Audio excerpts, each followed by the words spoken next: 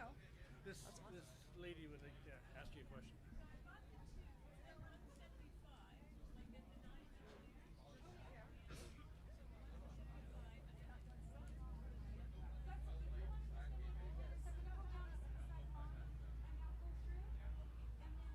Dana's at your water.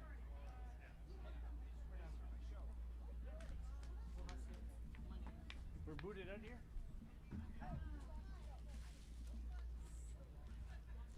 I'm just going to come sit down and you'll get this sorted.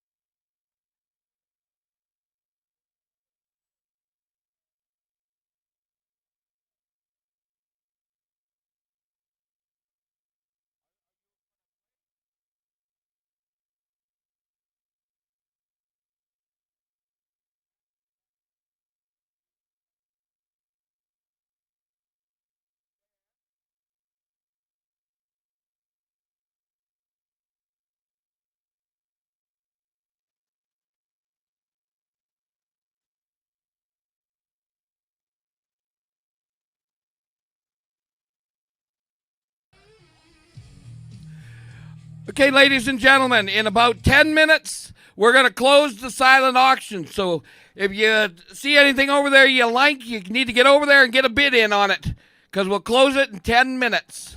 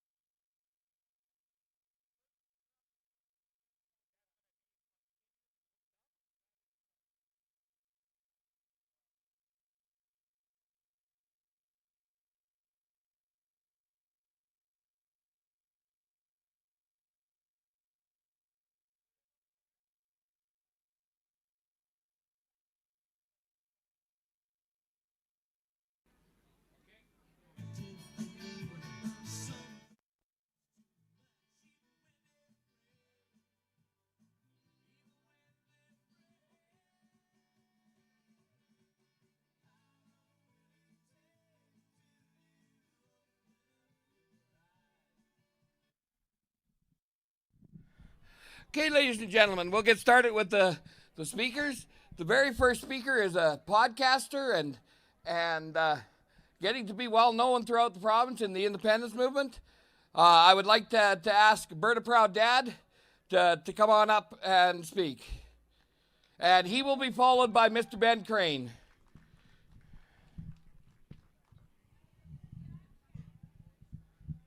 And the auction is now closed. So if you're the winning bidder, bring the sheet up and pay Bonnie, and you can take your item. Awesome. Thanks, Shane. Well, hello, everybody. Everybody's all spread out. Hello. Thanks, everybody, for coming. I really, really appreciate it. I know Chris appreciates it as well. I just want to remind everybody that this is a fundraiser for Let's Talk Alberta.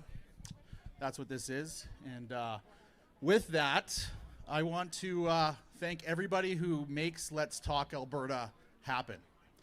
So when you show up, you see speakers, and I've spoken on tour with Let's Talk Alberta. And when I show up, all I have to do is speak. But that's not the only thing that goes on behind the scenes, right? So for everybody who puts it on and videotapes it, like Max here, and I got to stand in a spot again. Man, I'm terrible at that. But I just want to say thank you to everybody. And we got a big day coming on Monday. We're going to find out how many signatures we have. But those signatures didn't just put themselves on a piece of paper.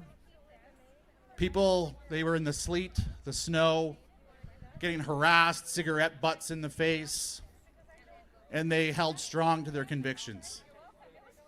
So those are the warriors of Alberta today. Those are the people who put it all on the line, so I want to say thank you to them.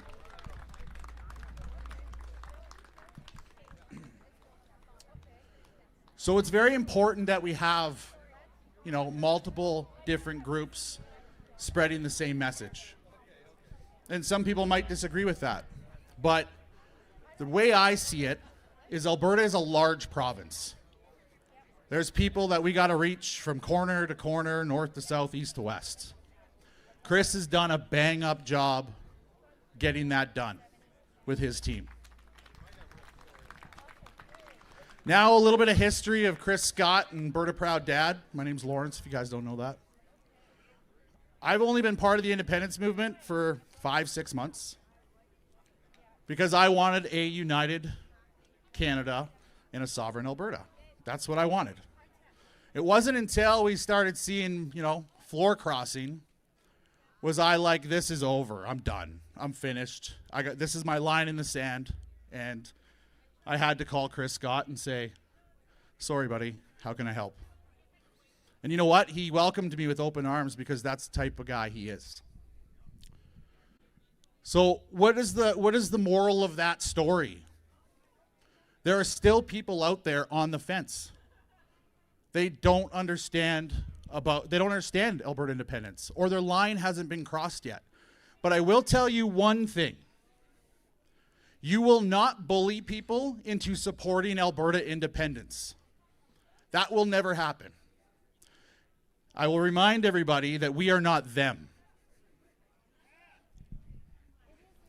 You could imagine the amount of crap, I'll try to keep this clean, I took from my own side, from Halifax to Ontario to Quebec, because I doubled down on Alberta independence. But that doesn't matter. This is my home, and I will fight for this home. And here's the thing that gets me right in the chest. This fight is just getting started. You've seen it within the last 48 hours. I was angry yesterday. I was really angry. I've seen videos out there of people saying, I want to quit. Whatever happens, whatever they throw at us, don't let that take that away from you. Take Alberta independence away from you. You are Alberta independence. All of you. It doesn't matter if you're a mechanic, a dentist, a doctor, a lawyer.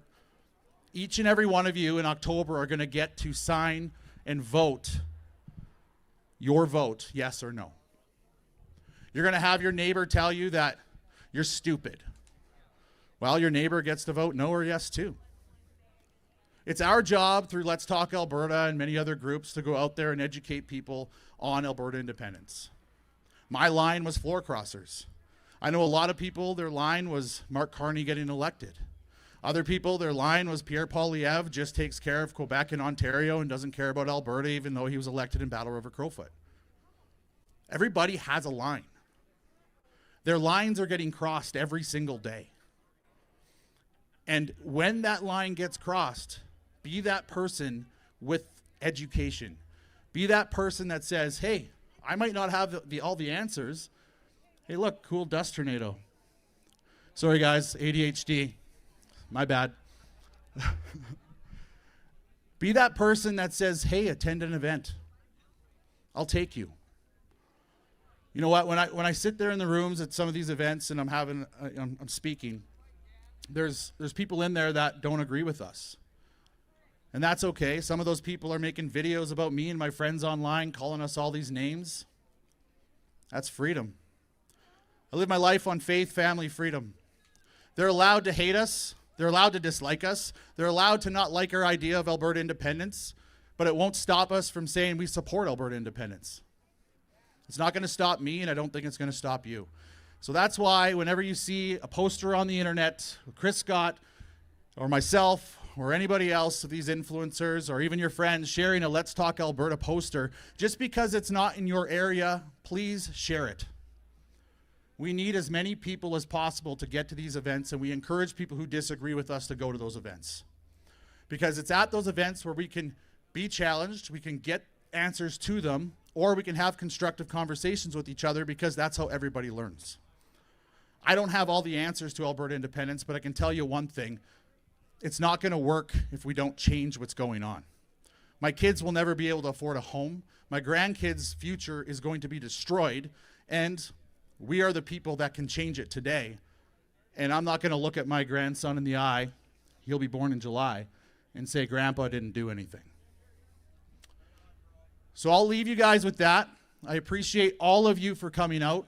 Please, I ask you guys if you can give anything to Chris as the fundraiser, because these events are not cheap. Please do so. My merchandise that's over there, proceeds of that are going to Let's Talk Alberta.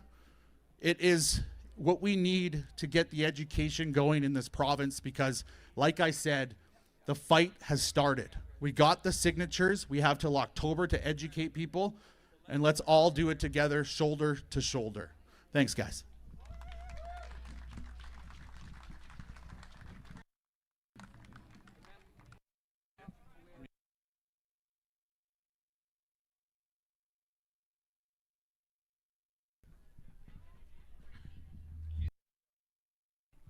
What's that? Well, it doesn't want to go on your little tripod, Max. There you go.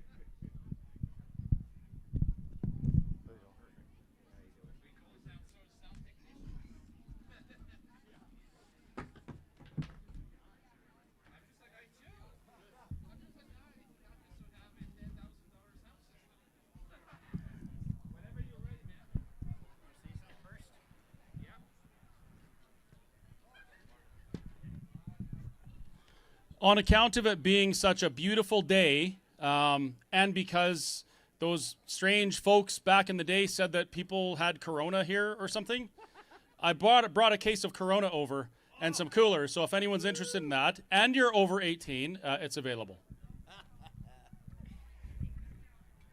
Oh, what a hoot. We're gonna do about 4 or 5 speakers here, and then we're gonna have a little bit of a party after that. So my name is Ben Crane. I'm the next feller up, and I've been asked to join this tour as a speaker, which makes me laugh because I'm an entertainer. I'm not a serious guy all that much. Some of you guys know me as the Leanin' Tree artist, or one of them. Just goofy stuff, but you know what? There are some things that I take very seriously, and and my future is definitely one of them. And so my wife and I live on the family home section with about a 150-mile view of the blue Alberta Rockies. We look out on that every day and just really thankful for that. And our grandkids are 6th generation on that land. And that's big to us because that's where we get our values from. My wife knew, as in regularly spent time with, her great-granddaddy and great-grandma, who were the ones who bought that land off the original homesteader some 115 years ago. So when we say we have a connection to the land, and that's very important to us, that's very true. And so what I wanted to do is talk to you folks really quickly, briefly about values, because I honestly believe that's where everything starts. It's like building a house. You got to have your foundation first. There's a really famous book that had some stories in it that was talking about a feller who, a wise man and a foolish man, and the wise man built his house on a rock. The foolish man built his house on the sand. And I tell you what, it's shaking and shifting underneath us right now, and this is the reason why I think we need to leave. We see it every day with our grandkids. We see values are passed down from generation to generation. Like I mentioned, 6th generation. And our grandkids, they'll come over and visit us in the studio across the yard, and then they'll go back home. He's 5, she's 4. And he will hold her hand the entire way.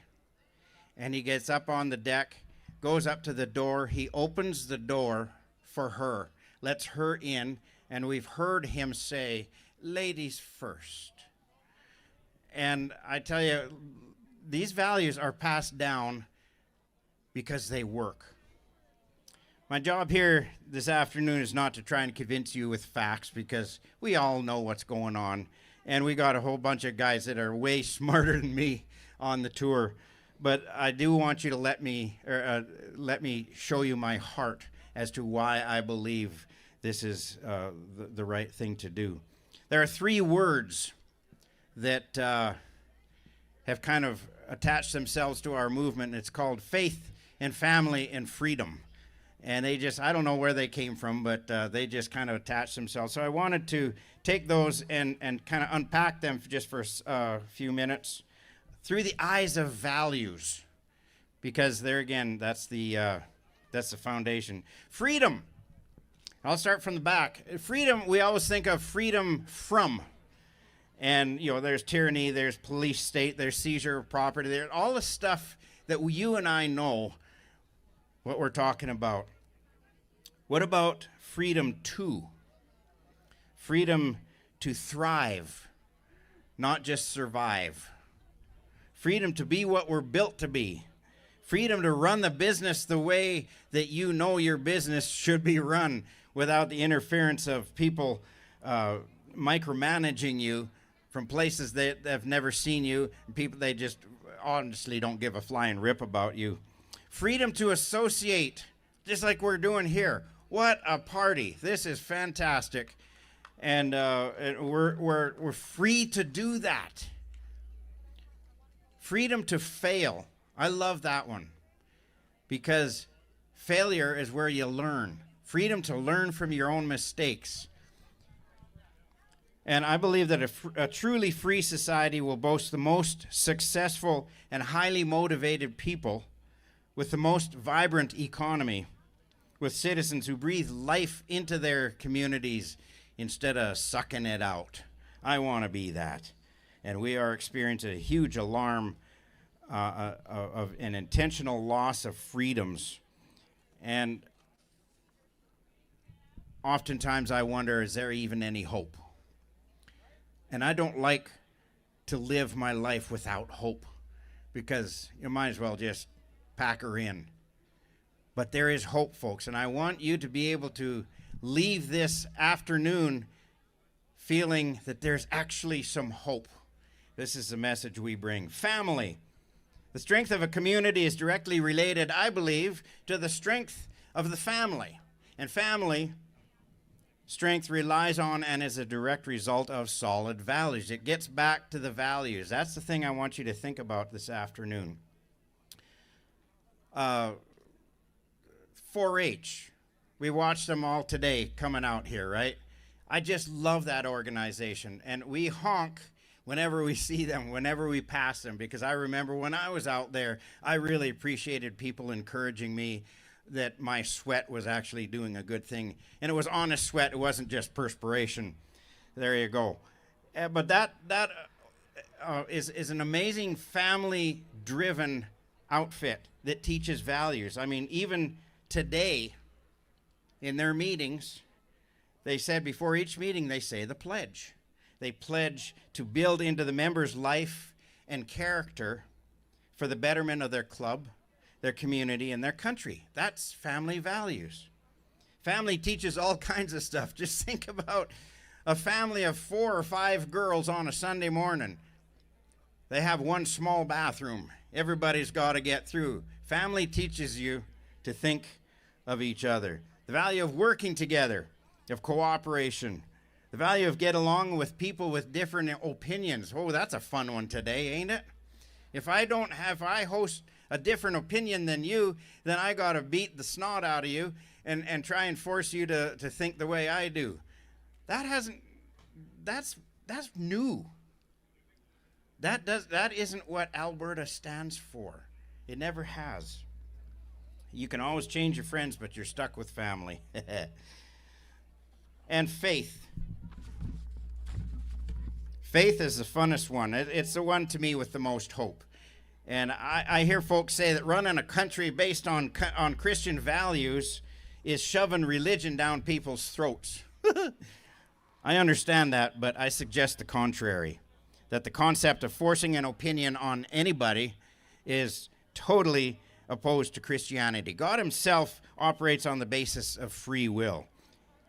In fact, you don't have to be a Jesus follower to appreciate truth and honesty. Am I moving? Sorry, there, I'll stand here. There we go. You don't have to be a Christian to appreciate respect and fairness and peace and standing against stealing. The cool thing is these are all Judeo-Christian values that our society has been based on for eons, and they absolutely benefit everybody. But to the Christian who's sitting here today, I'll say this. Now, if you're not in this camp, don't you sweat it at all, because you can either tune me out for 30 seconds, or you can take a listen, and I'll give you a spoiler alert. You get in on the benefits of what I'm about to say. It's a win-win no matter what way you slice it. So back to the Christian. Christian, do you fully understand the impact that your personal faith has on your country? That is a sobering thing. God himself says, if my people who are called by my name, that's just in case you don't know who you are. God says, if you will humble yourselves, pray, and turn away from the things that you do that don't line up with God. He says, if you just do those 3 simple things, he says, I'll do 3 very cool things. He says, I promise I'll hear you. That's cool right there. He says, I promise I'll forgive you. Woohoo! New start. That's what we want. We want a new start. He says, I'll give you that. And the third one, what does he say? I will heal your land. We need that. I want that. And how you handle your faith will impact your country. And why does faith matter so much? Because it's other-oriented. What we're seeing is people just kind of sticking to the... And it's very interesting. My wife and I were talking about this on the way out. The Forever Canada mindset, they actually want the same things we want. They want protection for their kids. They want freedom. Nobody wants to get pushed down. It's just that we're wanting the same thing, but we've got different ways of thinking that should happen. So instead of trying to find ways to get in each other's face, can you imagine how cool this place would be if we could work together and let our faith kind of drive it. God himself says we're here to protect the vulnerable, widows, poor, children. That's what this is about. This is about standing up against the garbage that's coming in, that's against the values that we've stood for. So where will you draw the line? I know we got friends and family who say, I don't think it really matters. I'll stay home and watch hockey. But it's not affecting them yet. So do you wait to act until it affects you? It'll be too late? Or do you look ahead and realize what your kids and grandkids will inherit if we don't? So to sum this up, these are time-proven values that, the Canada that we have nostalgically saying, I don't want to see it left. It's good. It was great. Back in the world wars, we were good.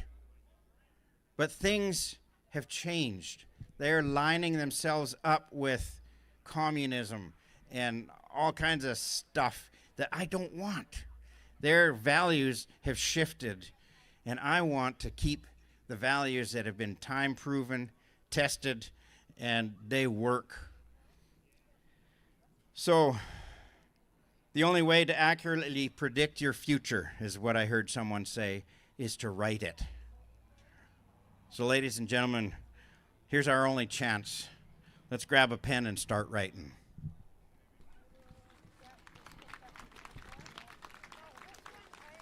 Thank you so much. Man, we sure appreciate you guys being here. We got a feller that is going to come up next. He has a funny name. His last name is Trudeau. But, oh yes, there goes the dogs. But you know what? I think we've made history. Come on up, Ben. Ben I think we've made history a couple days ago. Alberta clapped for a Trudeau.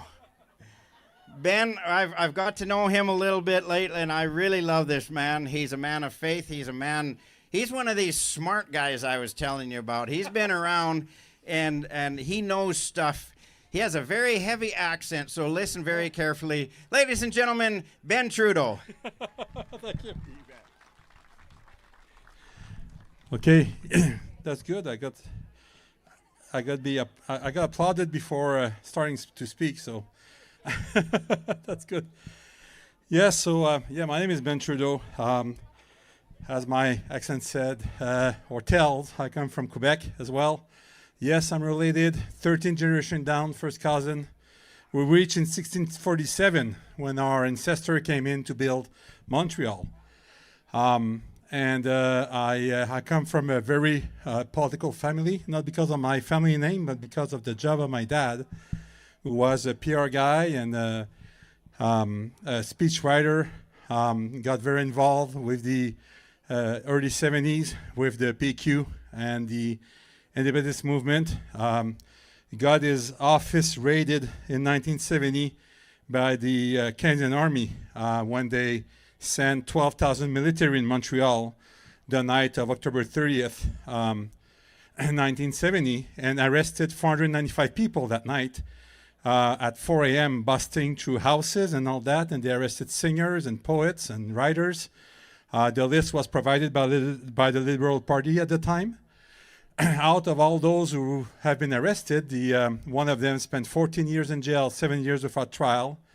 Following that, there's always a story of 10 who were deported to Cuba for 10 years and got arrested when they came back to flew back to Montreal in 1985.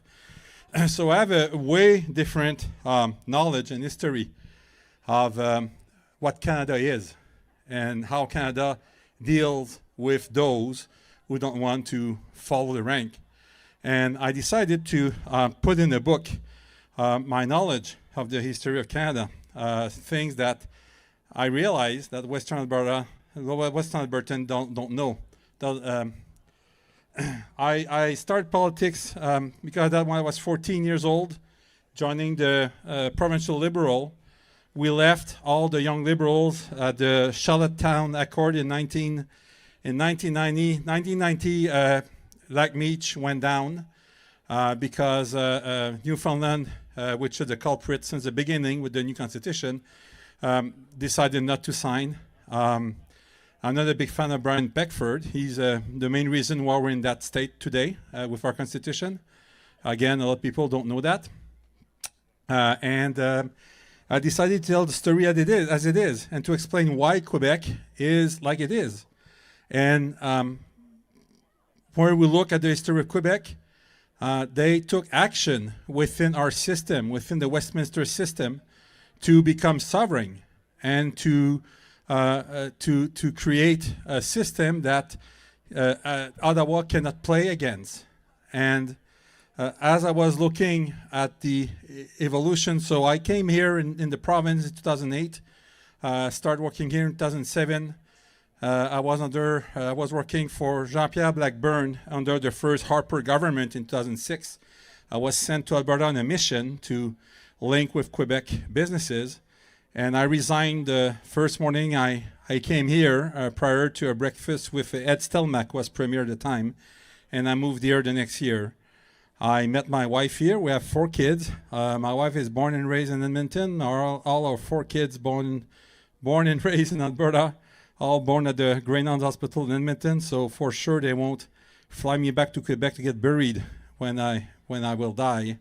I'm a true Albertan. And that created another dilemma for me when I saw what was coming. I knew that I needed to get involved in what was happening. And I knew that I wanted to change, and the flip-flop that Kenny did gave me the opportunity to do that and come back in politics under TBA in the Edmonton region, followed by the leadership race of Danielle Smith. And when she became premier, I started a lobby company to make Alberta sovereign, because I realized that Albertans don't know what sovereignty is, and Albertans don't use sovereignty.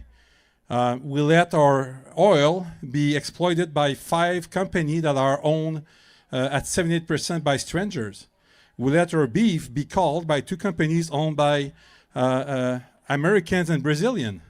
Every Friday afternoon, including this yesterday, you know that yesterday, again, like every week, we sent $700 million at the CIBC in Toronto. This is the royalties. So we don't know how to keep our money. We don't know how to manage our stuff. We don't collect our taxes. We don't police ourselves. We don't collect our pension. We don't control our immigration. We don't, and all of that can be done under the Canadian Constitution, because Quebec does it.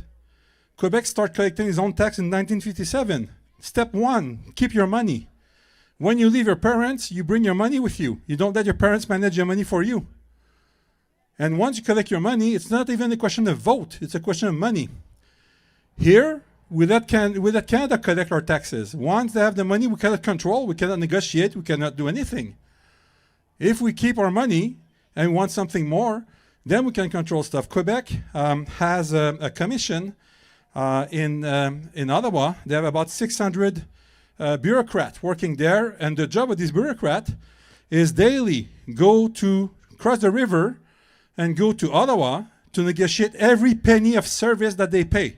Quebec receive 100% back in service what they pay, and not because of their not because of the electorate, because they know the Constitution, just because they know how to use the Westminster system. Quebec has right now 38 embassies across the world. Quebecers don't go in Canadian embassy when they're in Paris, London, Washington, New York, Tokyo. They go to the House of Quebec in these places. Quebec has its own representative at the UN, not Canadian, Quebec itself, because the Westminster system enables to do that. Quebec controls all of its immigration, and I decided to put by writing a plan and a vision for Alberta to do the same, because we can do the same. And it's not a question of voters, it's a question of constitution. Because Quebec does all of that, not even being part of the Constitution, because Quebec was never signed the 1982 Constitution. That night, Brian Peckford negotiated a deal with Jean Chrétien in the kitchen of the hotel, and they told René Lévesque they can go back to his hotel. And then they brought back all the other premiers, and they signed the patriation of the Constitution, and René Lévesque woke up the next morning learning, opening the newspaper, that the premiers came to a deal. That's how it was done. And from then on, he said, okay, we'll do the same, because the Westminster system enables us to do that. Why Quebec is not seeking for separation right now? Because they don't need to. Because once you know how to use the system and once you have the balls to do it, you can do it. So it's a question of will. It's not a question of if.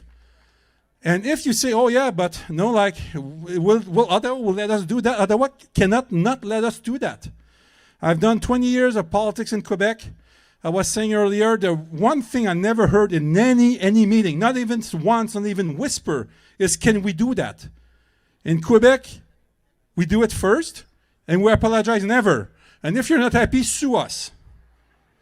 So, and this is exactly the attitude we need to have in this province, because we're under the same constitution. And if we start doing that, I can tell you, if we start doing that, Ottawa won't be able to deal with two problem child.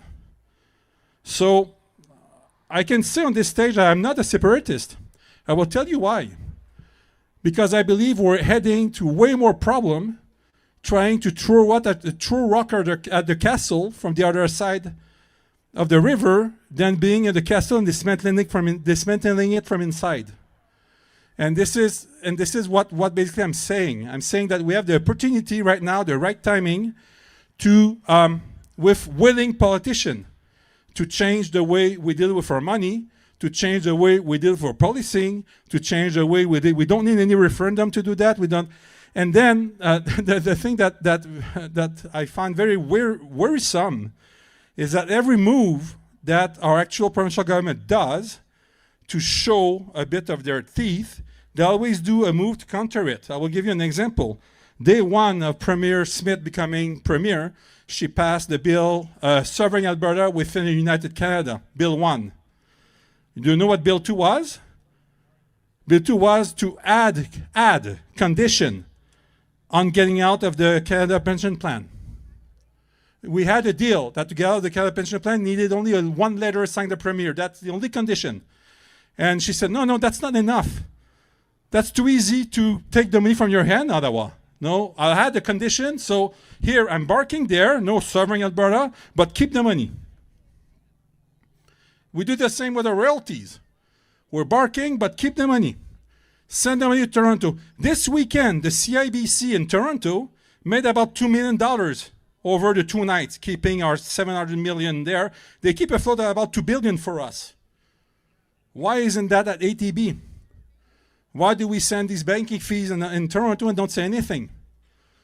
Why do we let them control our insurance companies? You know that Alberta has no insurance builder. So the way the insurance works, when you pay your insurance premium, you deal with a broker, but the broker buy an insurance product. Well, there's only one company that makes insurance product in Alberta, and it's Peace Hills Insurance, which is Aboriginal. Okay, and I do the effort with my broker to tell him I want my insurance at Peace Hill, because when I say when I send my premium of insurance, it pays for the local baseball team, it pays for the hockey team, it pays for the other agent that send their kids to school here. We need to develop a sovereign mentality. We need, as Albertan, 2 things. We need to develop a vision, really what we want for the future, and this is what Quebec did very well. In 1976, PQ was elected. In 1978, they put at the legislature of Quebec 12 white books. A white book, it's not a law. It's a book that stays there, that gives a vision for the government. Well, we're in 2026 today, and Quebec still run of their 1978 12 white books. And these white books were stating what it is to be sovereign. And this is why Quebec don't need sovereignty today, because they act sovereign. They kicked the crown out of their parliament last year. They said to Ottawa, we don't want to pay for the lieutenant governor anymore. It's a clerk. And when it's voted in the room, well, the royal assent, we don't give a damn. Like, it's good to you, but, and then they put a for sale sign in front of her house. So we need politicians that take action on stuff. Now, for the separation, I'm super thrilled of that independence movement. I'm super thrilled of the signature. I encourage you to find as most people to go vote. You know what? In 1995 at the referendum, I was very involved. I was saying earlier that referendum campaign cost me a car and a living room window. My car was vandalized during a protest, and then one night I came back from campaigning, and I was sitting from my TV, and somebody threw a rock to my living room window with a death threat around it. The last 2 weeks of the campaign, I had police following me everywhere because of this death threat. So, to work for that, it's costly. But conviction is worth that. And I believe the conviction to lead to separation will bring to other conversation. And we need to have this conversation. And we need to be sovereign. We need to keep our money here. We need to keep our powers here. We need to take advantage of everything that the Westminster system gives us to use it. And to use it extensively. And I do believe that if we do that, we'll be in a position to change the federal government the way we want it, and not the opposite. And I believe we're going to find a very good ally in Quebec doing so. October 5th, there's an election in Quebec. We believe that the PQ will get in power. I'm telling you something. If the PQ get in power in Quebec, we just get a very good bunch of allies. Everybody think that Quebecers give a crap about money. They don't. Quebecers give a crap about their culture and their language. Money is last rank. No Quebecer knows, a single one knows how much they receive in equalization. So that argument will never be an argument to prevent us, to help us. They will back us in wanting to be sovereign and wanting to take our place. And I believe that together we can break the country. If then the independence referendum pass, then we need a plan. And that plan is in that book as well. So that book is good. If it passes, it tells us what we can do. If it doesn't pass, it tells us what we can do. And it determines, I think it's important to know who is an Albertan. I consider myself an Albertan. I don't speak like one. I moved there, I was 35 years old. I got married at 39. I have 4 kids. My kids are Albertan, though. My wife is. And I consider myself an Albertan. It's important to define that. Because in Quebec, when you immigrate to Quebec, my sister is Vietnamese. When her parents came in 1987, in Quebec, when you immigrate to Quebec, you have to have a 5 days training. They teach you about the story of Quebec, our culture, and after these 5 days, they make you sign a social contract, including that you will learn French. And if you don't want to sign that social contract, go to Toronto. You're not welcome in our province. Well, I believe we need to do the same. This is what it is to be Albertan. This is our values. This is what we believe in. This is how we act. And in my book, I developed 8 heartstrings of Alberta, and 8 things that I believe that it's because of these 8 things that I can proudly wear I am Albertan badge today, despite my 35 years in another province. And we need to be proud about that. We need to build it up, and we need to assert it and to protect our province within or out of the constitution of the Canadian Constitution. But the Canadian Constitution, again, give us way more liberty than any American state. Any American state will be jealous of the right that we have. It's us to take our responsibility in hand. Thank you.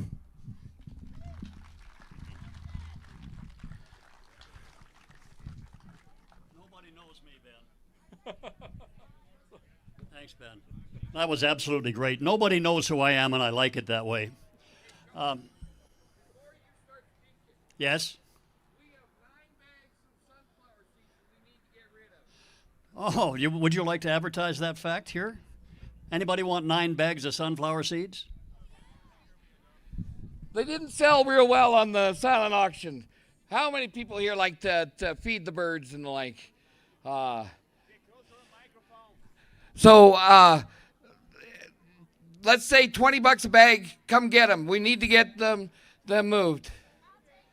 Okay, we got 1 gone, 2 gone, 3 gone.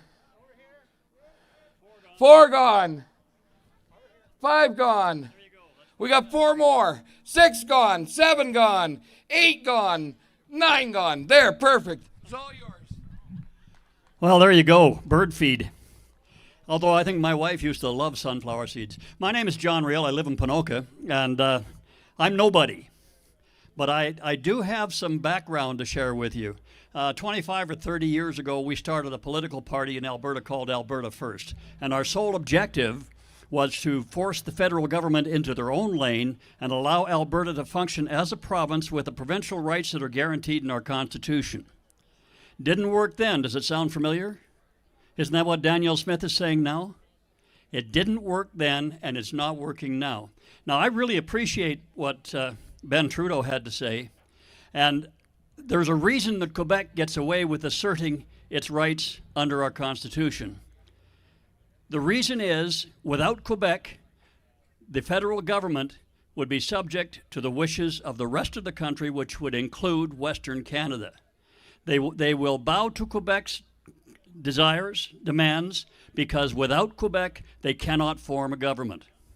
As far as we're concerned in the West, we take what Trudeau said way back when he said, to heck with the rest, to heck with the West, we'll get the rest. They don't care about us. We've been trying to negotiate with Ottawa for 100 years and it hasn't worked. Now, I have a question for you. Anybody here know the rule of holes? Anybody remember the rule of holes?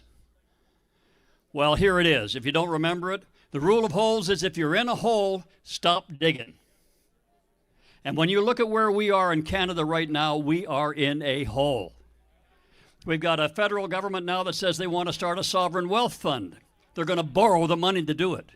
And where do you think the rest of the money is going to come from for that sovereign wealth fund? How about the $40 billion a year we pay extra in taxes? So that sovereign wealth fund for Canada is just another use for Alberta's surplus. The second rule of holes is when you're in a hole, look around.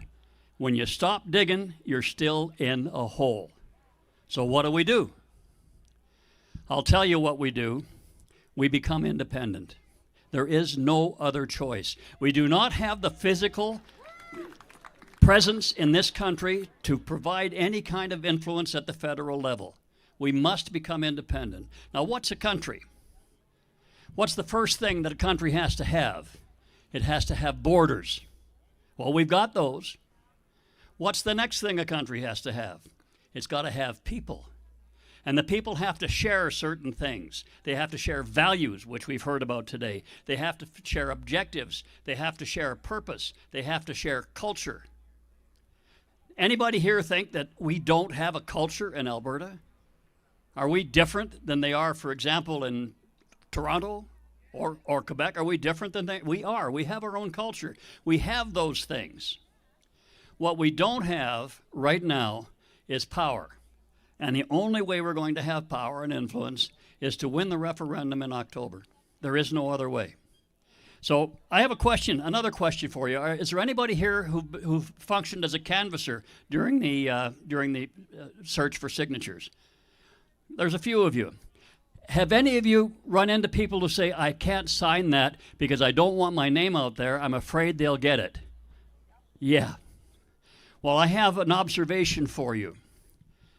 When you're afraid to sign, when you're afraid of your government, when you fear things like going to jail for illegal protests or going to jail because you walked the wrong direction in a grocery store. By the way, it was interesting during COVID, that virus was pretty damn smart.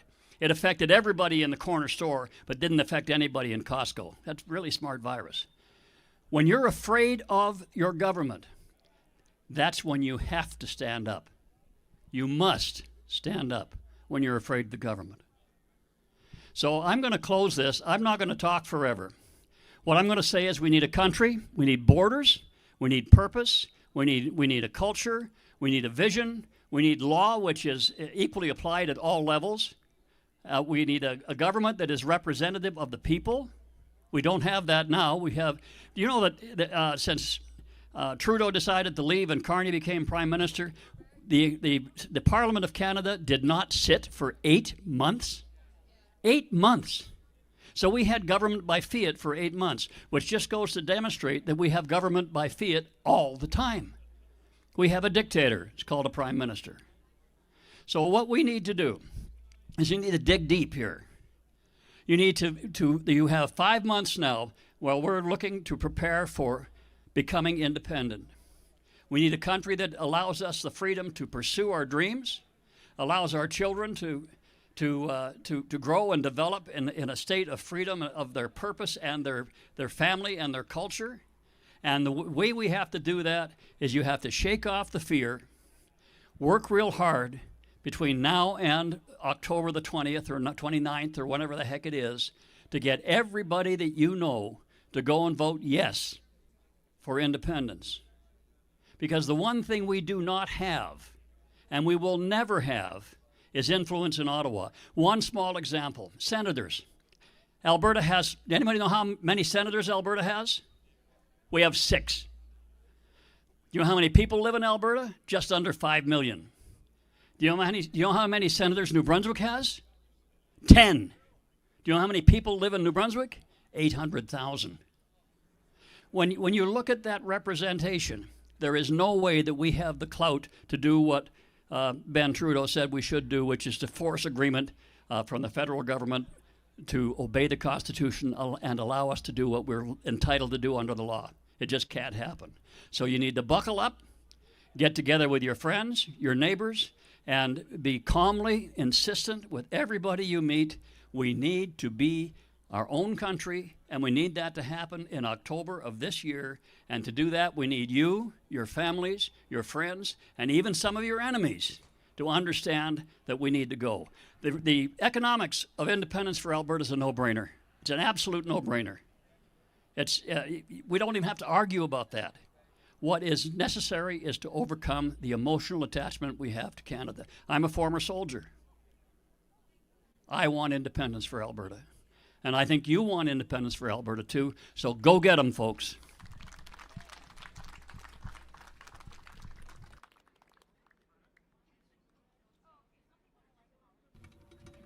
Okay, so Joanne is the next one, right here.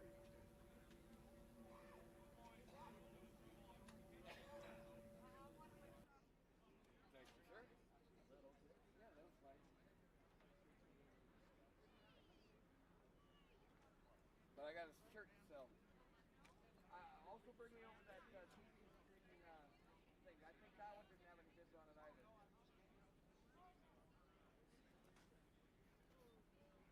Oh, yeah, I don't need the microphone. I am not one t-shirt. In your dreams, yours. How'd I do? That was good. The lights, you got a t-shirt here and a bar. $20.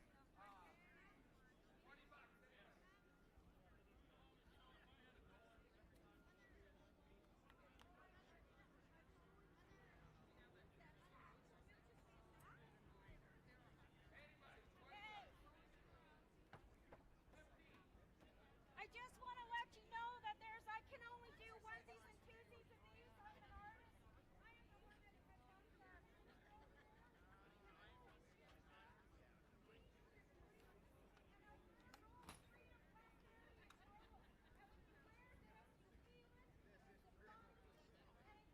Okay, go ahead. My shirt.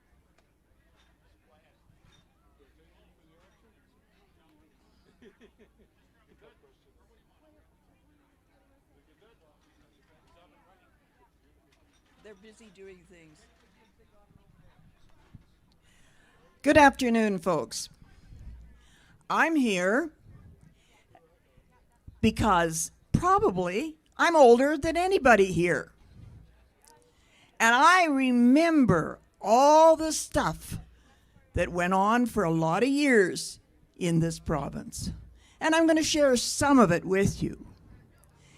But the other thing I want to show you is my t-shirt. Can you read that one? It says, "Let's get her done."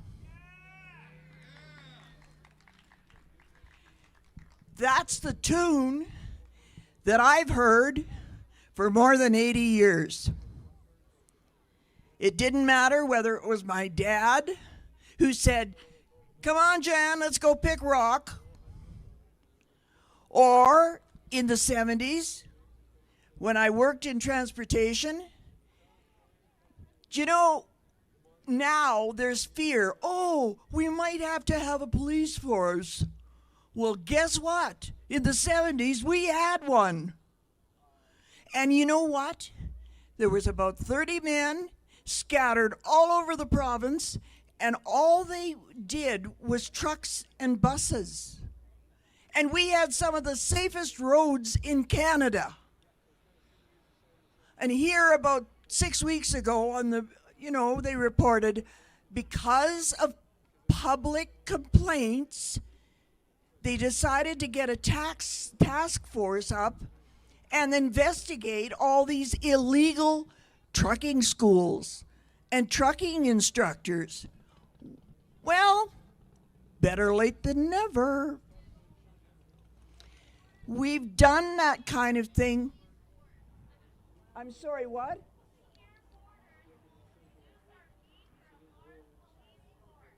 Well, I'll tell you what I do like. I like the two boys I talked to. We were all at the big thing in Edmonton.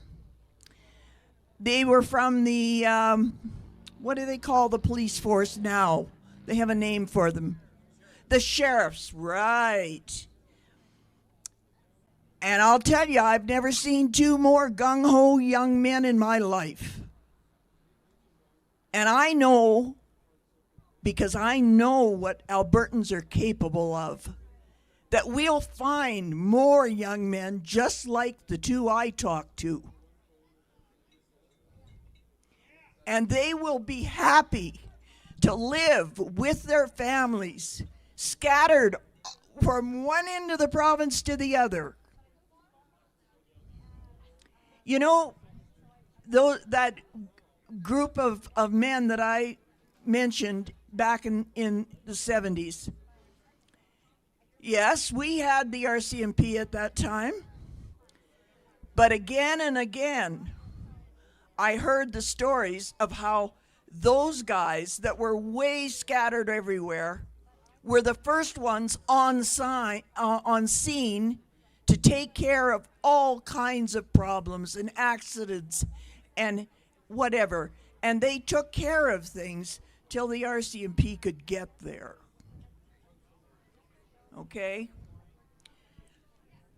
I'm not going to keep complaining because, you see, I have something special to talk to you about. And that's energy. There's a kind of energy that you don't pull it out of the ground. You know where it comes from? It comes out of your heart. And every single person here today, every one of us, I can guarantee, is pumping that today. Every one of us. Every one of us wants things to be better. That's what hope is. When people came here in the 1900s, my ancestors didn't matter. Sure, I've got multiple generations of people, but maybe there's people that have only been here for 2 months. Doesn't matter. When you live in this province, on this land, you are affected by the hope that's embedded in the soil here. It grows in the trees. There is something that allows people in the West to develop a kind of emotion, hope, whatever you want to call it. And it's explained this way. It's called, when something is put in front of you, the only answer is, let's get her done.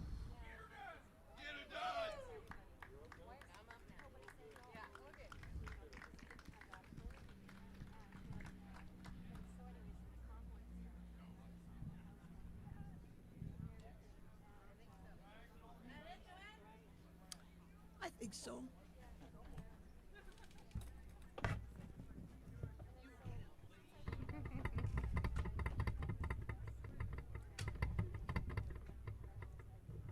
Oh, that's what's making that rattling noise. This. Hello. They can see ya. They can see me. Thank you, Joanne. Has it not been an awesome day? Hey? When I looked at the weather app to see what they were going to lie to me about this time, they lied because they said it was going to be cloudy, and it's not. It's beautiful out with beautiful people talking about a beautiful topic, and I know it's sometimes oversaid a little bit, but I think we need to remember the roots of how this province was born. For those of you who don't know me, my name is Café Flet. I was asked to be part of this this tour that Chris Scott and Shane have put together. I've spoken on other tours. You can see me online if you Google my name. All the Good, the Bad, the Ugly is on there, and you can make stuff up too if you want to. But it's all there. And what I like to remind people of is exactly that. How did we start? How do we get here? And this province and our neighboring province beside us, Saskatchewan, was actually founded on this quote. We desire, every patriotic Canadian desires that the great trade of the prairie shall go to enrich our own people in the East, to build up the workshops and factories of Eastern Canada and contribute in every way to its prosperity. Sir Clifford Sefton said that in 1904. We were literally colonized in 1905. There were no talks, there was no board table, there was no back and forth, there was no negotiations. We were told this is how it's going to be. Here's the Alberta Act of 1905 and the Saskatchewan Act of 1905. By the way, you don't even get to elect your first premier. We'll appoint you one who will be a Liberal. That's where this province started. And now here we are today. And how did we get here? Well, that too is another story that we must not forget, and we need to remind ourselves all the time. This movement has come and gone, come and gone, come and gone in different iterations right since 1905. And in this last iteration of it, it's lasted about 7 years now that I've been a part of it anyways. I've watched what happens on the inside of it. There are a lot of people that do not want to see us succeed. We know that. We know that. And so what they'll do is they'll come in to whichever organizations or political parties are involved and find some low-hanging fruit, and they'll tear it down from within. I watched it happen right before my eyes 3 times. So it's infighting, yes, but it's very instigated infighting on purpose to take the movement down. And then when we started this last round of it, a lot of people were hollering at us. You guys all need to get under one banner. Dumb conservatives can't get along for more than 30 seconds at a time and blah, blah, blah, blah, blah, blah, blah, blah, blah. And we didn't do it. And it wasn't that we weren't listening to you. I think we sort of inherently knew that if Corey Morgan was over here and Mitch and Jeff were doing his thing over here and Kathy and Angela were over there and other people were over here, and there's all these voices, and now we have even more voices. We've got so many podcasts in this province talking about Alberta independence. I can't keep up. And what did we do? We created a heck of a game of whack-a-mole so they can't take us down. That's what we did. The other thing that we did, because we're Albertans, we're smart, we learn, we left the politicians out of it. We left them out. And we need to continue to do that for just a little bit longer. I know there's people that want some politicians to declare where they stand. Nope, not yet. This is a movement by the people, for the people, that's it. This is ours, not theirs. Which also means that we need to build a community. We need to build a community with each other. And we need to have little pockets of that community all across Alberta. Because here's what's going to happen. And we're already starting to see signs of it. They are going to try and still take us down one by one by one. But the fact of the matter is, when you come here today and you say, oh, Kathy, I saw you. Now I get to talk to you. Now I get to see you in real person because you came out today here to this or to whatever other event that's out there. When the slander begins, you will now be able to say, oh, that doesn't sound like the woman I met at all. I mean, my head was on a platter today. That was kind of cool. But that doesn't sound like her, or that doesn't sound like Corey, or that doesn't sound like Mitch. It's going to be a community that gets this done, not politics. And that's what we need to keep focused on. That's what we need to keep focused on. When people are online and they start chirping back and forth, I've said this so many times, ignore it. Ignore it. You know what the great thing is about all these guys that get onto my feeds? I don't know what all those names mean that they call me. I have no idea, and I'm scared to ask. But they sure do help the algorithms. So let them go. Let them chirp. Let them say what they're going to say. The fact of the matter is, Albertans have never been this united in all these years. We have never been this united, not since 1905. And they don't know what to do with us. They don't know what to do about that, because the usual tactics that the Laurentian elite like to use against us, of their divide and conquer, it's not working this time.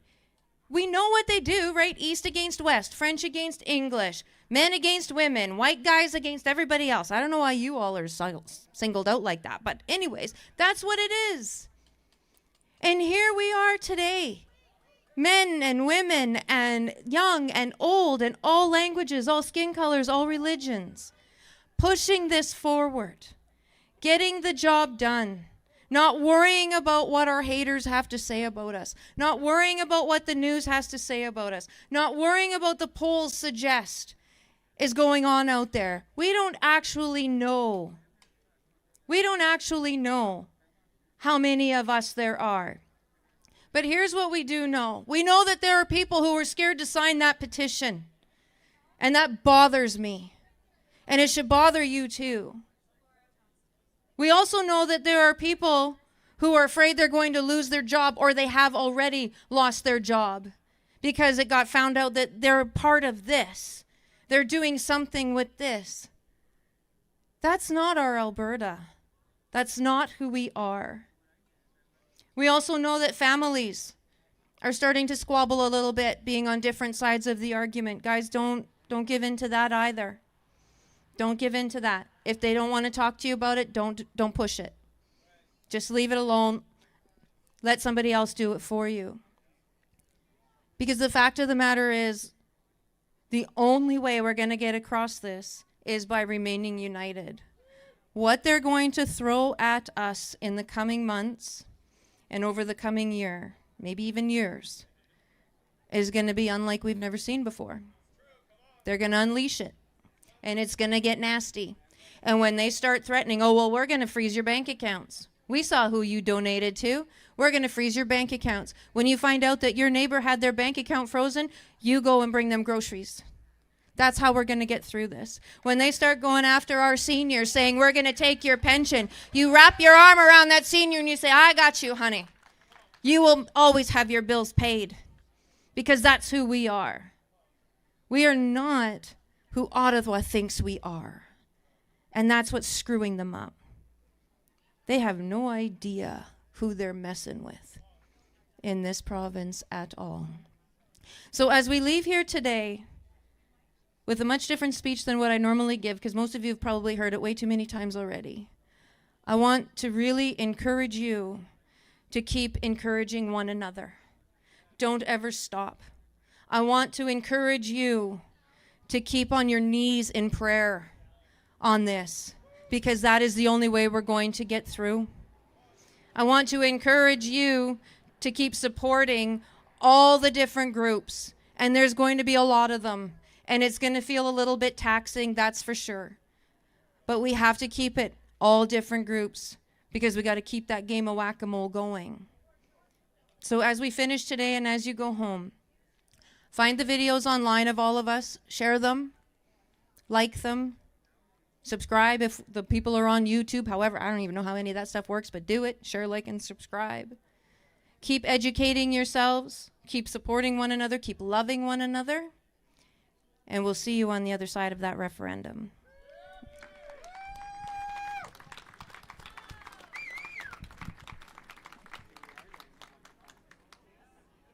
And there ain't nobody else who wants to come up here, so there.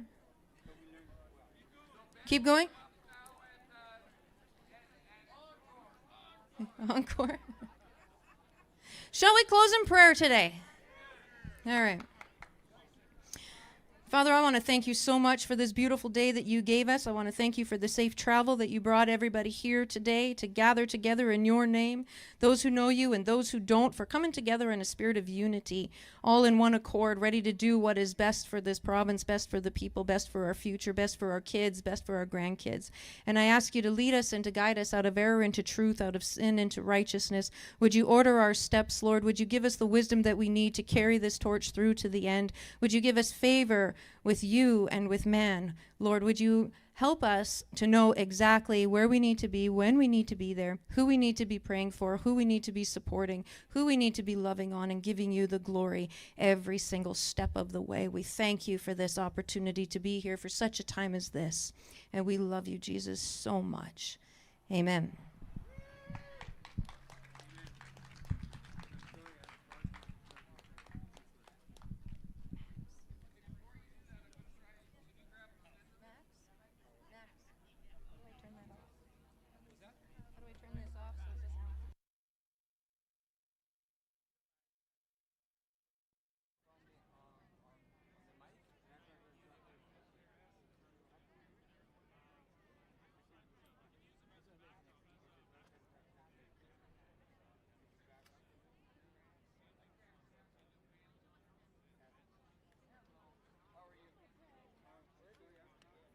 Just on the ground. Okay. Who's going to be the next speaker? He's going to start singing his songs. Okay. Fair enough.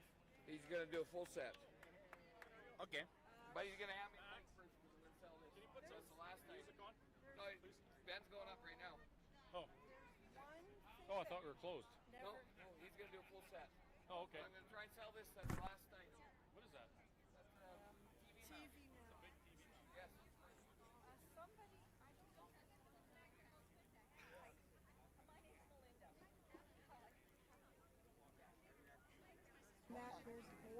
They've come and paid for them all, so they've got to still be around for them.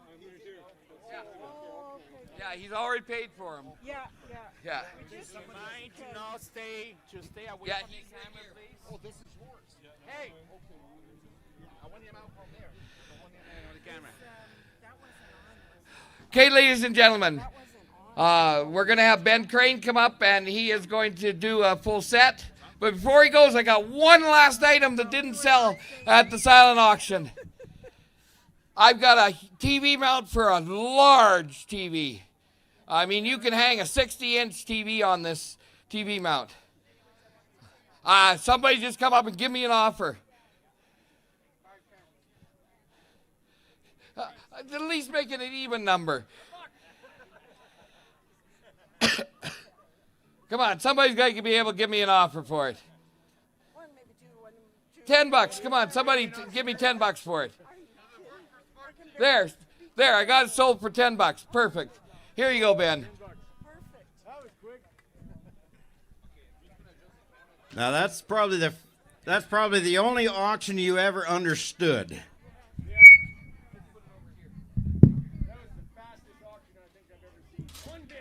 And the fastest. Who'll give me $5? Sold.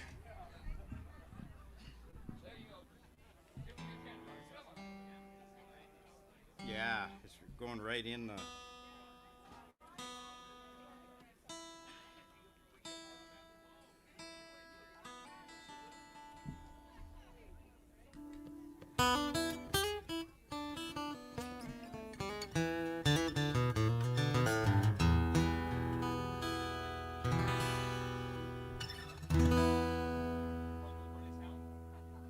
I think we're doing good. How are you, folks? All right. If you want to stick around for a little bit, I'll sing for you. And if you want to head home, I understand. I missed my nap this afternoon. And I don't know what I'm running on, but typically every afternoon I hit about a half an hour right after lunch, and then I'm good for the rest of the day. but that's all right. I'm just going to sing a bunch of songs.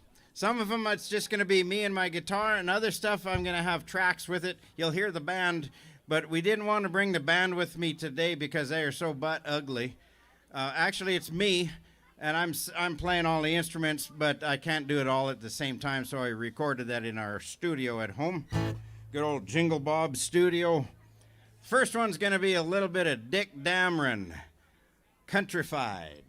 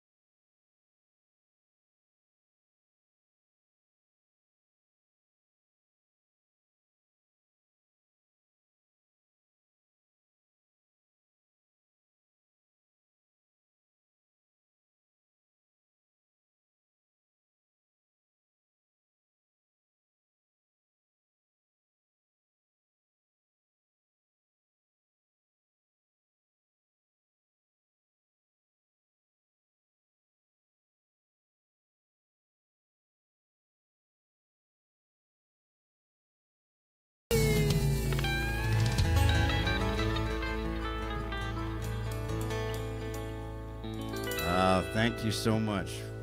It is so good to be here, folks. I've had the time of my life today, and just last, I think it was February, they asked me to join the outfit, and we've just been having a hoot, learning stuff, and traveling around, talking with some really good people, dodging a couple, but not much.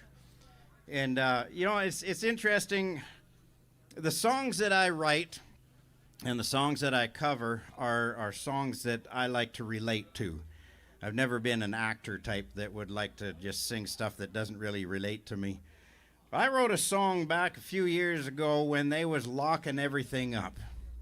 Everything was all locked up, and I felt like a wild horse that had been captured, and the gates was all shut. And I remember Kenny one time said, "Let's open up the gates." And he did, and then he slammed them shut right again. Okay. Go at me.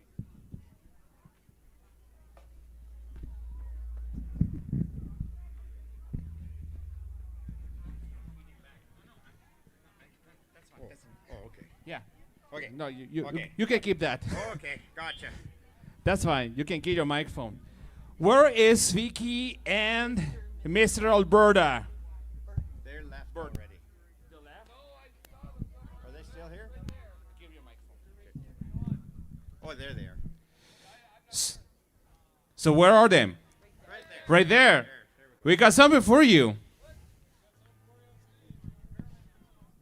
So, Mr. and Mrs. Albertan, on behalf of all the support from your Independence family and that, we would like to show our support for you in your time of need and help to rebuild with this generous cash offer of $1,850 that we raised today for them.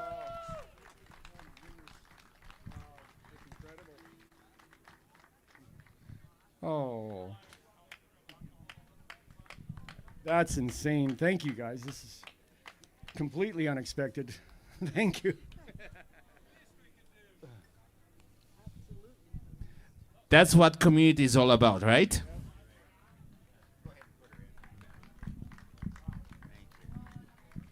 What's worth, eh? Yeah, go ahead.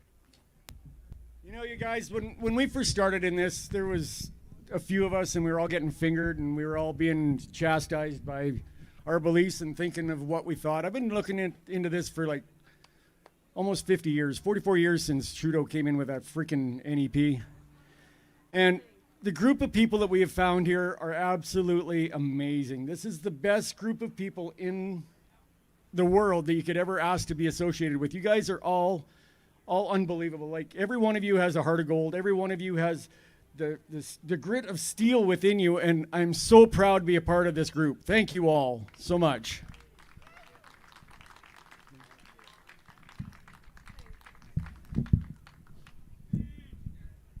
Try not to boom the mic. You figure it out, let me know. And I really shouldn't talk because I usually just cry. A little closer. But Teresa has been my rock. And I want to thank you from the bottom of my heart for doing all you have done. And I need to thank everybody that's come out today and helped with Alberta independence, and for Al and I. Thank you.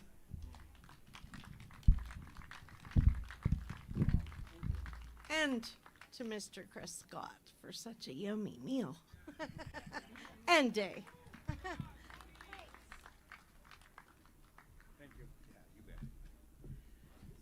Dang, how in the world is a guy supposed to follow that up?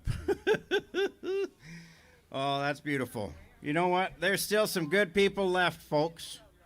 Still some good people left.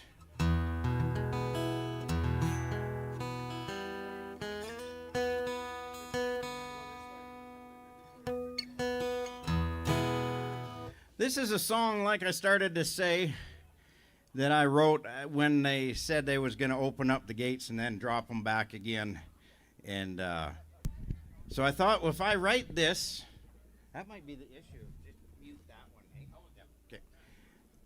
I figured if I write this from the perspective of a wild horse, I probably wouldn't get hit. So that's what this one's about. It's called Open Up the Gates.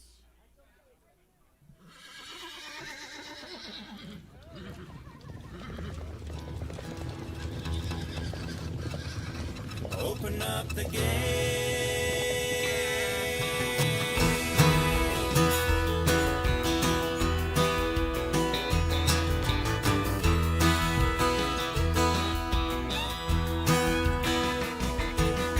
The gate slammed shut like a gunshot. Freedom gone in a flash. The herd is milling in a panic. Open range now a thing of the past.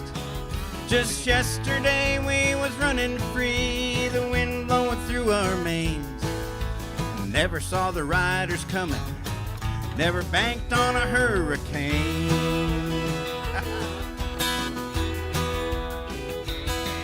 Deep inside us there's a strong drive to arrive on our own home range. To run with the herd we was raised in, this prison just smells strange. Been cooped up here for far too long without our regular feed. Restless feet are stomping. This herd is going to stampede. So open up the gates. Let these ponies run. Headed back to where we started from. We want to drink the mountain streams. Breathe the mountain air. We're kicking up our heels, gonna let them fly.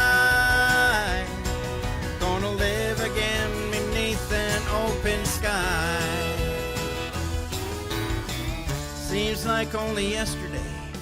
Seems like it's been forever. Now it's time to turn these ponies loose. Turn them loose.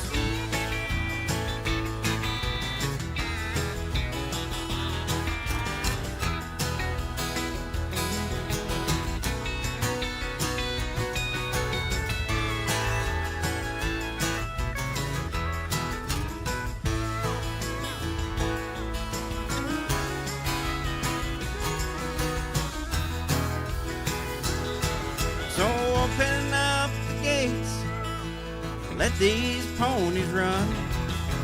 Headed back to where we started from.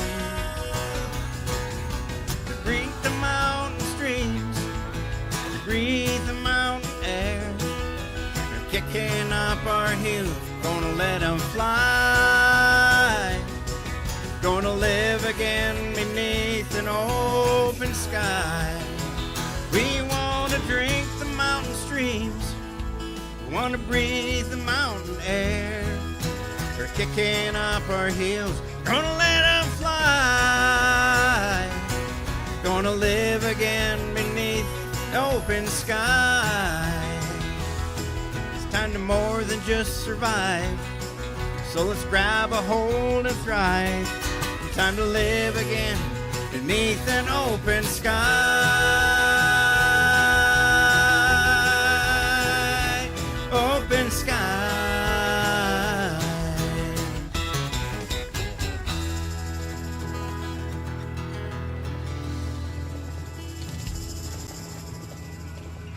Open up them gates.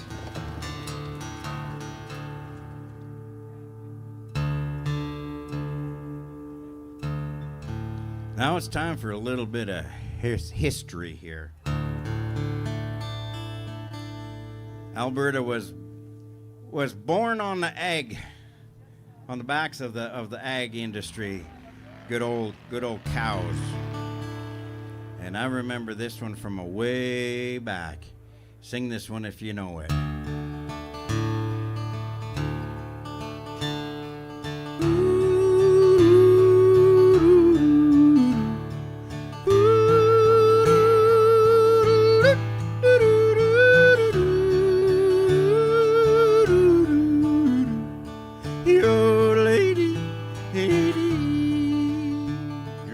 Remember when we used to do that without even trying? About grade 6?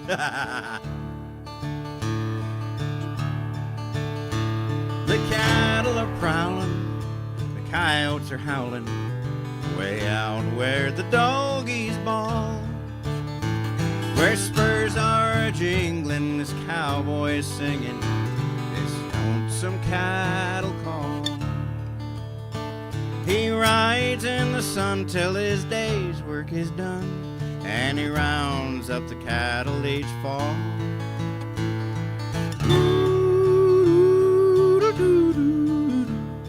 Singing this cattle call.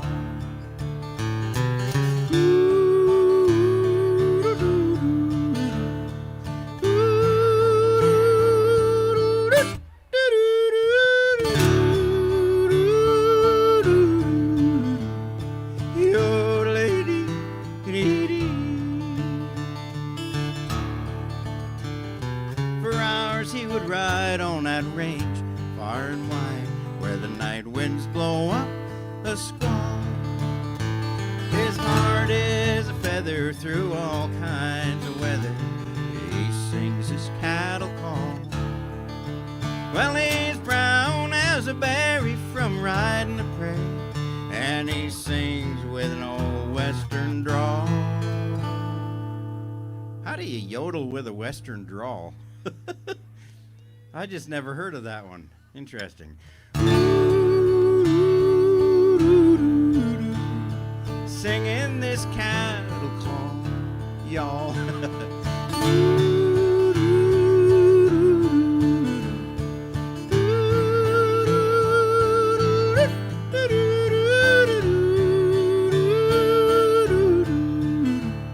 Yo, lady, you want to help me with this? Jim Tim's shaking his head. You're just shaking it the wrong way. I see a whole lot of people trying to do this, and I thought, well, let's see what it sounds like to have a yodeling choir. This ought to be awful. Here we go. I can't hear you.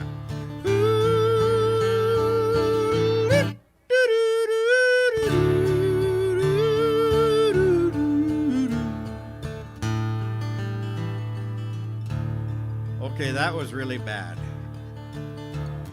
Yodelady, dee yodelady,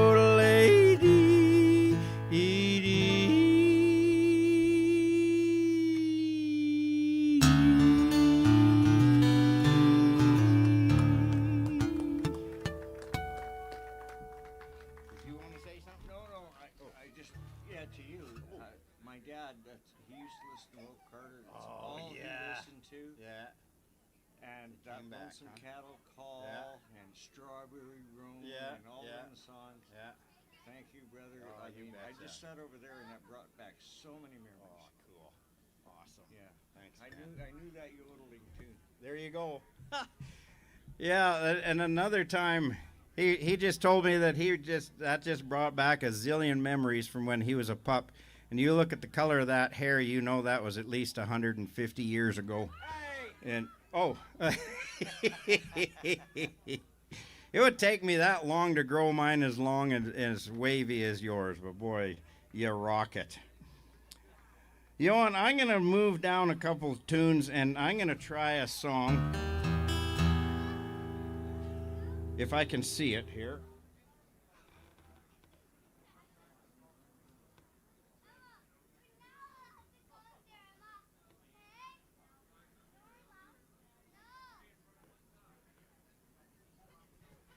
It's an old Mac. It's Thinking. Remember Merle Haggard? That boy was my favorite. He had a song that he wrote back in the 70s, and I think it was a war protest song.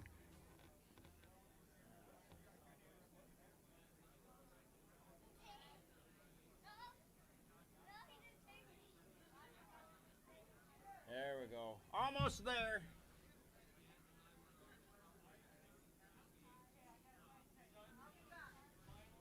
Yeah, it was an old war protest song about the idea of people running down your country.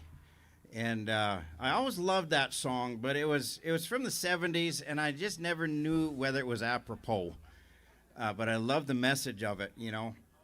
You can have differences, but don't let's run down the country. And then I got thinking, at the time that Notley and Trudeau got in the same year, this is when I wrote this song, because all of a sudden I thought, oh, this is true.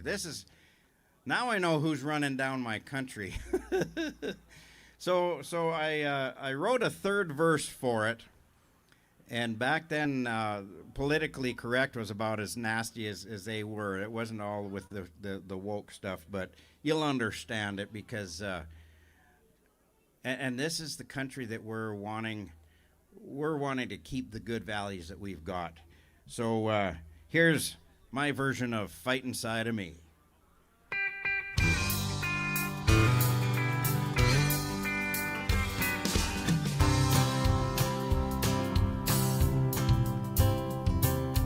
I hear people talking bad about the way we live here in this country,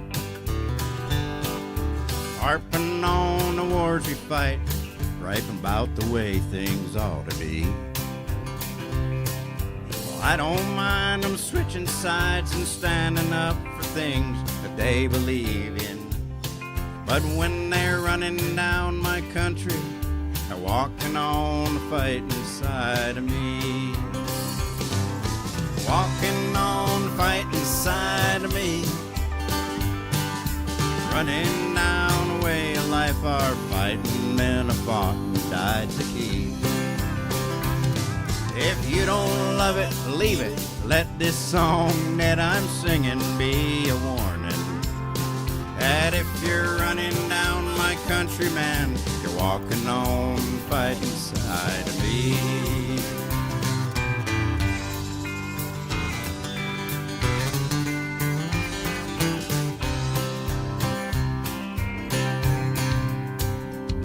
I heard about some squirrely guy who says that he just don't believe in fighting. And I wonder just how long that all the rest of us can count on being free. They love our milk and honey, but they preach about some other way of living. And they're running down my country and stomping on the fighting side of me. Yeah, they're walking on the fighting side of me, running down a way of life our fighting men have fought and died today. If you don't love it, leave it. Let this song that I'm singing be a warning that if you're running down my country, man, you're walking on the fighting side of me. Here we go. This new breed now in power is uprooting and generations worth of progress. Common sense has been replaced by harebrained dreams and schemes and fantasies. God and truth are out of style, politically correct is their new standard. They're tearing down my country and they're stomping on the fighting side of me. Yeah, they're walking on the fighting side of me, running down a way of life our fighting men have fought and died to keep. If you don't love it, leave it. Let this song that I'm singing be a warning that if you're running down my country, man, you're walking on the fighting side of me. Yeah, running down my country, stomping on the fighting side of me.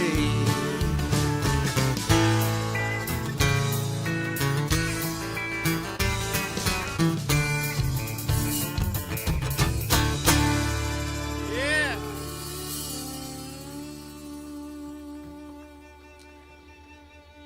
Oh, there you go. Well, from Merle Haggard to Don Williams. I was raised on Don Williams.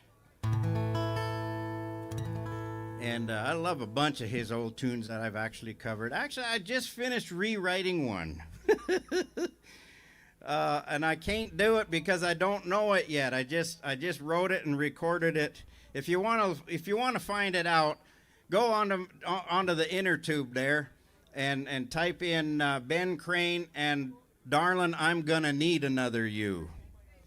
That's the one that, because I figured that Don wrote that song, made that, or he didn't write it, but he made it famous back when he was way too young. He had no idea what age was going to do to his body.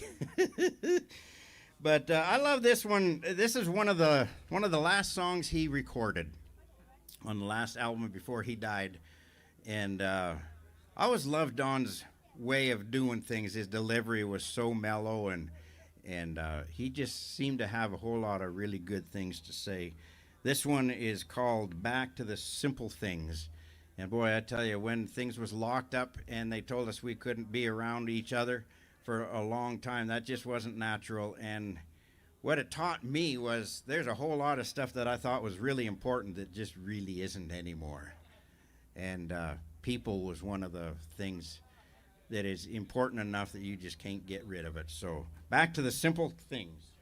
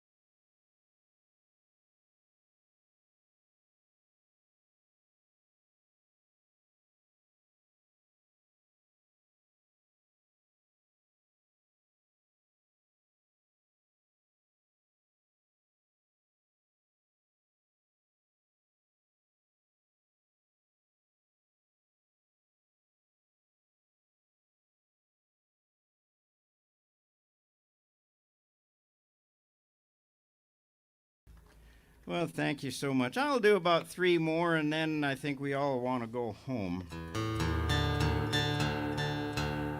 No. Wrong capo. For those of you who are guitar pickers, this capo is about the size it's supposed to be. It covers all the strings. It's called a cheater. Basically, it just makes it sound like I know more than I do. I can play the same chords just in a different spot. But this here one was given to me by my brother-in-law, and he was so cheap that he found one that was only half there. And I thought he was just being a turkey until I found out what it could do. So I put that on, and with one finger,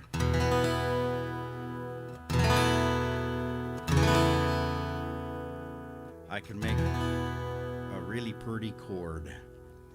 So what typically happens when I get a new instrument or a new something like this, it just gets the creative juices going, and something falls out. I think this little hole in the middle is where songs fall out. And this is a song. I've never been paid to say that I love Alberta. It just comes natural. And way before this whole thing, all this kettle got kicked and boiled over, I wrote this song probably 15 years ago. And it's a song about Alberta. We've had a chance and the privilege as a family to run around to different places. We'd go down to Arizona and play for the RV crowds in the middle of the winter, and it was awesome. But as beautiful as the Grand Canyon was, and that Southwest desert, as beautiful as that was, ain't nothing like coming back to good old Alberta, and that's where this one came.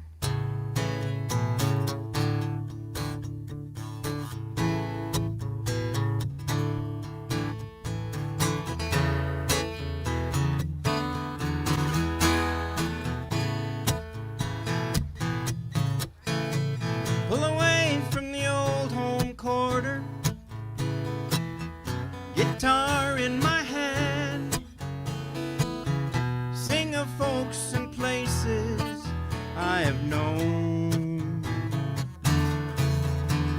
From the north down to the border, from the rocks to the desert sand, ain't nothing like Alberta, home sweet home. Chinook wind is blowing through the pines, whispers that this land is yours and mine. Our gold is in the sunset. Sorry, I just got there's a spider hanging off the tip of my hat. I just got sidetracked. Our gold is in the sunset, silver rims of clouds. I'm back. Ain't nothing like Alberta, home sweet home.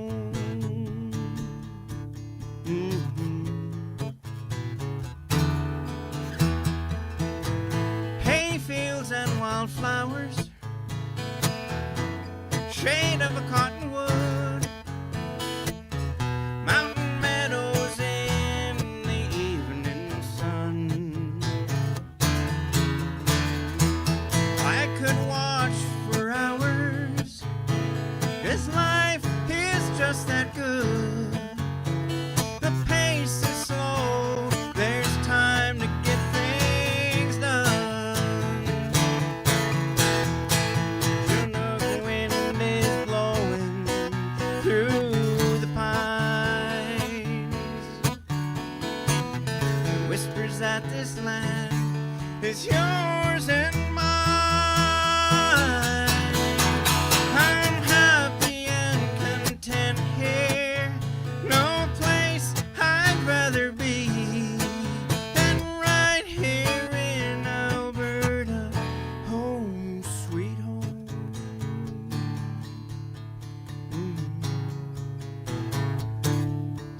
Home sweet home.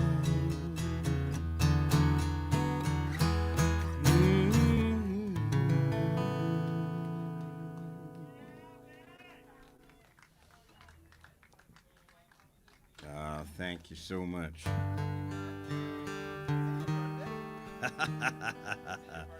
It was yesterday. Thank you so much. Thank you. I'm here till Thursday. I hit 63 without a wreck. Here's an old hymn that I look at what's going on around us and say, where in the world can we look that don't change?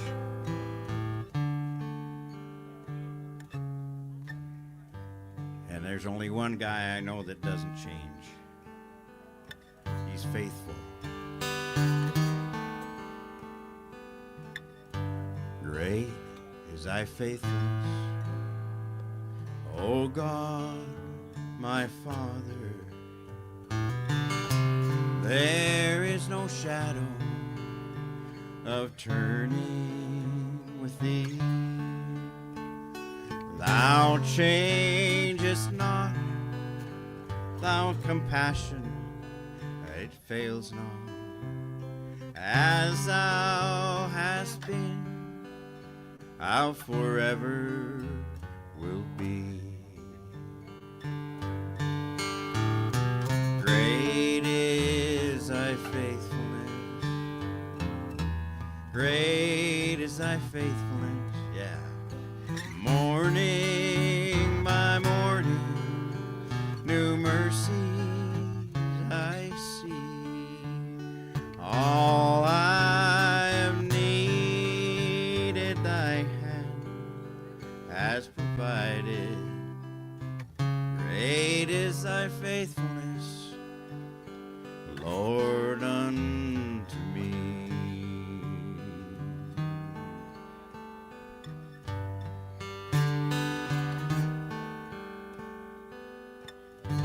Summer and winter, springtime and harvest, sun, moon, and stars in their courses above, join with all nature in manifold witness to thy great faithfulness, your mercy and your love,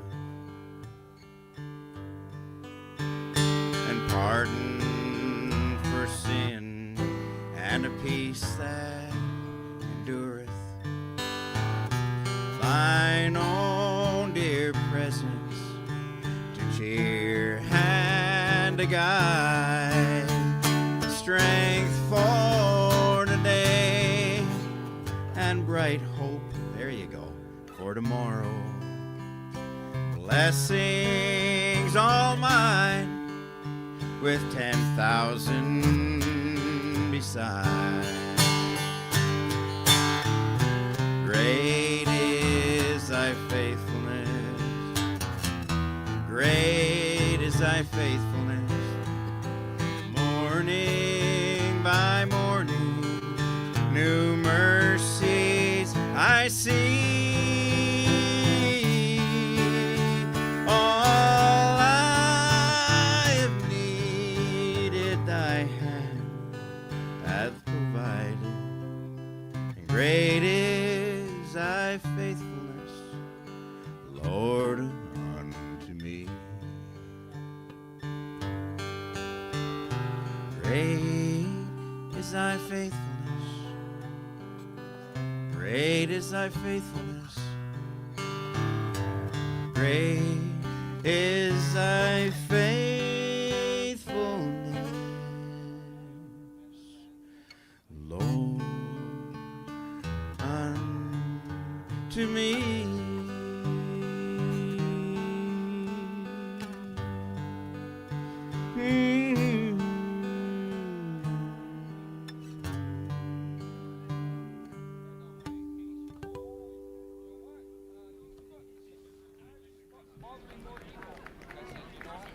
Thank you so much. I'm gonna do one more song and then we're gonna call it a night. What a What a fantastic day that's been. And thank you guys so much for coming out and supporting Let's Talk Alberta, the tour. We've been trying our hardest to get out and get the information out to people, because there is a lot of stuff that people do not know simply because they have not heard. And if you get a chance to get out to one of them, come on out when we're in your area. Bring a friend and bring some people that disagree with us. That was the whole idea, and I really thank Chris for doing that. His whole idea, his whole concept was to get folks talking together that disagree or have questions, and we can still do it in a civilized manner. I just absolutely love that. We're going to drop down to about the key of D, and this is a song that it's an old one from 1942. It was oh gosh, I can't remember the guy's name now. Porter Wagner's first #1 hit. And he did it really slow. He kind of did. So many times have you heard someone say. And it was a nice waltz if you're in a waltzing mood, but every once in a while I kind of like to rock my country up just a tad bit. So, yeah, I know. Can you believe it? So this is a Marty Stewart kind of version of this fan-flippin-tastic song. I love it because I've been talking about hope. I've been thinking about hope. That's what I want. And this is positive stuff. This brings about hope. The two boys that was writing this song said that these words in this song was stuff that their moms would say, all grown up, just sayings.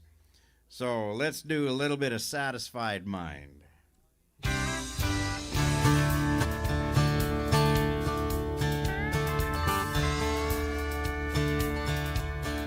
How many times have you heard someone say,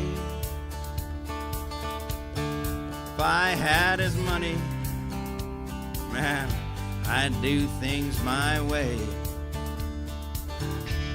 But little they know that it's so hard to find one rich man in 10 with a satisfied mind. Founded your youth when you're old, or a friend when you're lonely, or a wealth that's grown cold. The wealthiest person is a pauper at times, compared to the man with a satisfied mind. Yeah.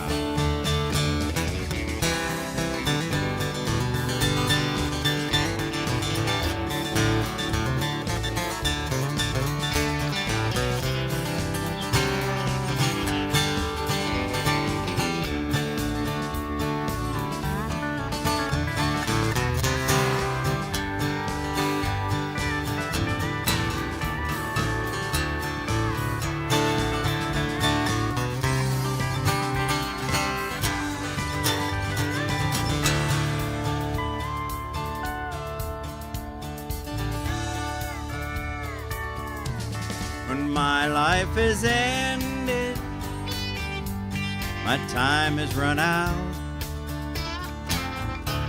my friends and my loved ones I'll leave, there's no doubt. But one thing's for certain, when it comes my time, I'll leave this old world with a satisfied mind. Yeah. How many times have you heard someone say,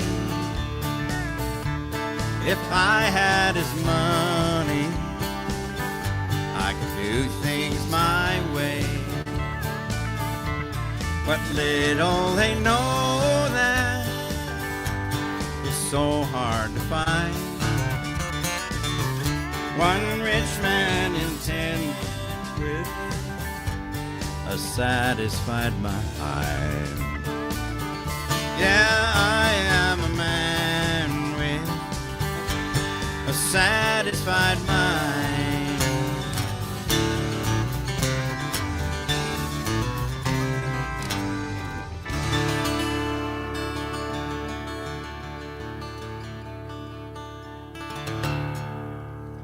Thank you guys so much, man. What a fantastic day. Thanks for sticking around for the concert. And we just appreciate like crazy everything you guys have done for us. The man that's approaching, he's kind of our boss. Chris came up with the idea, and he knew he couldn't pull it off all by himself. And so we got a guy who's kind of managing us. He's our boss. And we could not do it without him, and we love him dearly. Ladies and gentlemen, Shane Meikle. I haven't seen that much smoke blowing in quite a while. I want to thank everybody for coming. We'll be wrapping it up there. I want to thank everybody for donating and for bidding. And there's still some merch over here that you can go grab. Anybody that has got their name on the silent auction sheets, I've only got like 3 people left to come claim their stuff. If they could come claim their stuff, that would be great. And Max will play a little bit of music here for a couple minutes, eh? And then in the meantime, grab a little bit left the leftover food there. There's food in the restaurant. And thank you all again.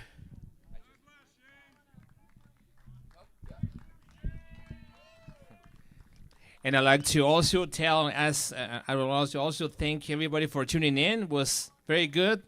Thanks for tuning in. And we'll see you in the next event. I will be in Edmonton on Monday to the hold on, I lost my train of thought here. Yes, Elections Alberta. You know, I was so focused on the sound side of things, I just forgot what I was about to do next week, you know? Yeah, so tomorrow at 2:30 p.m. on Freedom Calendar, I'm going to have Mitch Sylvester on my show. I'm going to talk about what's going to happen for the next steps. And for 2:30 p.m. Mountain.